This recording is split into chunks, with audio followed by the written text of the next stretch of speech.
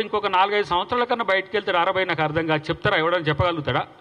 వస్తాడు, సందర్భాన్ని బట్టి వస్తాడని అంటున్నాడు. ఎవడు? కేటీఆరే. మా అయ్యను మా రేవంత్ రెడ్డి గారిని అంటున్నాడు. ఆయన మీ బాస్ యొక్క అమ్మని అడుగు అని చెప్పి అడుగుతున్నాడు. అంత బలుపుతో అహంతో ప్రశ్నిస్తున్నాడు. నేను అంటున్నా, మీ అయ్యని అడుగు రేవంత్ రెడ్డి బలమేందో. నేల గరుచుకొని పడ్డాడు ఫామ్ హౌస్లో. కాబట్టి పిచ్చి కూతలు మానుకొని ప్రజల కోసం కొట్టాడండి. ఎస్, మీరు అంటున్నారు కదా రైతు రుణమాఫీకి సంబంధించి మిగతా వాళ్ళకి ఎట్లా రావాలనేది కొట్లాడండి.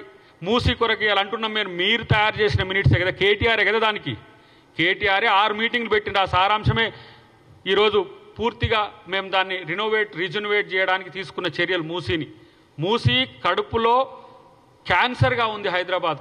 దాన్ని కడిగేందుకు ముఖ్యమంత్రి గారు ఇలా ఒక చర్యలు తీసుకుంటుంటే కూలగొడుతుంటానంటాడు. మూసీ మీద ఒక్కటి కూడా ఈరోజు రాలే. కానీ నేను ఒక్కటి చెప్తున్నా,